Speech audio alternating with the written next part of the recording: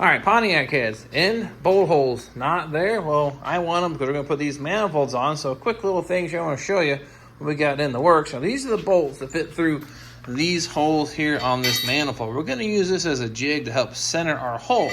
And the purpose for the tape is to make sure our manifold is nice and centered, because this thing is going to expand and contract during operation. Last thing you want the bolt is right up against the edge during expansion. Something's going to give. And I don't want that to be something important like the manifold or the head. So that being said, take a 3/8 bolt, about 7 wraps of tape gets it where it just fits snug in that manifold. That way it's nice and centered. I'll go ahead and bolt this on the head using this hole, and it'll look just like this. Now, if you look down now, I have a nice centering hole to get my drill bit to go straight in. Now, I've got a sleeve, my dad does actually, that we've got set up, same idea. It's going to go around the drill bit and keep the drill bit centered. We're going to put that in the hole. This is going to be our initial hole for number 1.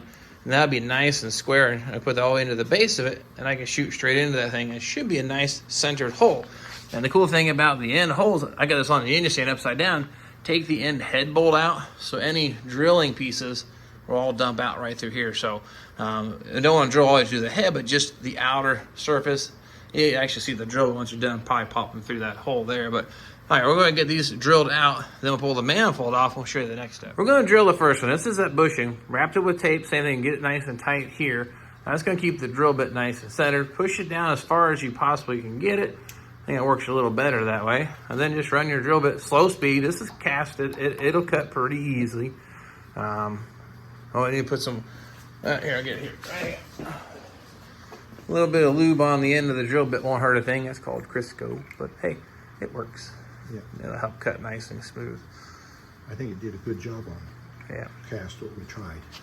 All right. Now, what's going to happen is these drills through, it's going to pop through here, and all the shavings are going to dump out here. It'll take a little time to get through, but you get the idea. That holds the drill bit nice and centered in our bore. Whoa, that looks like the wrong way. Yeah, flip it around. There you go. That'll work gooder. I'd like to have that stay. Push the bushing up some. Yeah, I'd like to have that stay all the way down. It's probably got the filings in the bottom of the pocket now. Yeah, but I would like to have it. I'm going to get that out of there now.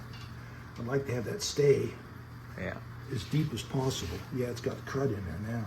Yeah, the filings are in the bottom. Yeah, because it would stay on center if that bushing stays all the way down at the surface. Yeah, so far it doesn't dump out here yet, but there it goes. It's through. And see all that junk just dump right out? One advantage to have the engine upside down, it all dumps on the floor. Now that's just our pilot hole. That's too small at this point to put our threading or thread the hole yet, but now I can say it's nice and centered into the hole. Next thing is step up to the next drill bit, and we'll tap the hole. All right, so our pilot holes are drilled in. Now we're going to do a handling bushing, which that's what I guess the slang term for it. But we're going to step up to the next size, which was 5/16. What was it? 5/16. That then prepares to go ahead and tap our 3/8/16 hole. So same idea. Chuck up the larger drill bit, shoot it straight through this thing here, and then you could be nice and square. Now, of course, at home, would you have these bushings? I don't know. Could you find something to work? Sure. Could you eyeball the manifold? Maybe. But since this stuff was available to me, I'm definitely going to use it. But you get the idea how to use the manifold to help center this thing all up. So same thing. Go ahead and punch all 4 of these out and be ready to tap. You want to know that I'm square. Yeah. Bring your drill up a little higher towards the crank. There you go. That's nice and square. Really.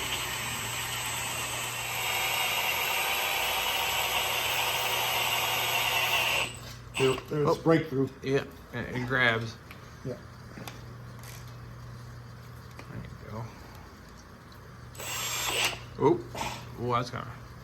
Yeah, it's a bigger bit, bigger drill bit. Yeah. There it goes. Yep, nice. Now that should look good looking down in there. Have the light turn on. Oh, look at that. Nice hole there. Just got to clean that out now and tap it. Fuzz of it. Yeah.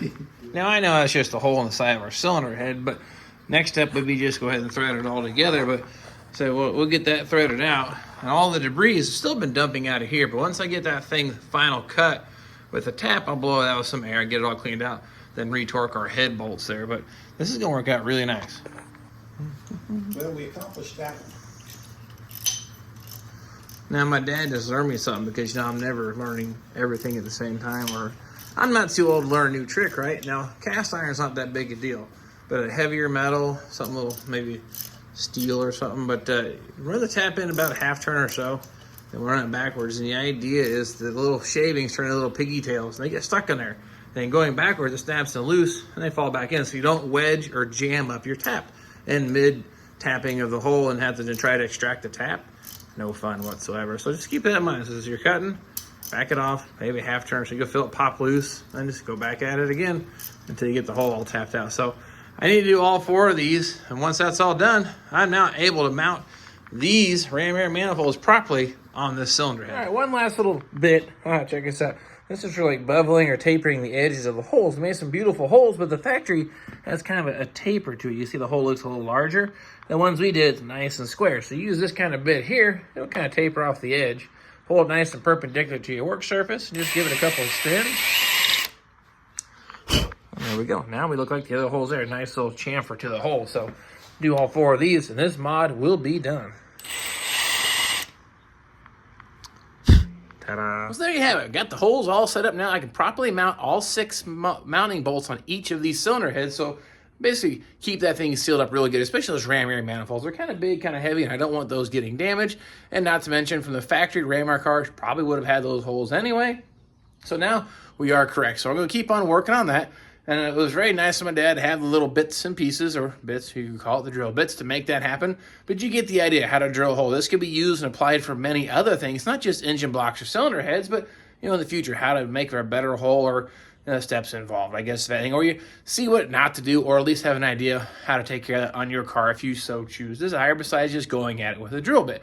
But I'm going to keep on working on getting this engine put together so I can get it put back on the subframe, so we can put it back on the car, so we get this thing back on the road. And of course, I appreciate you guys following me on the journey. Thank you for watching. Please subscribe, and I hope to see you all next time.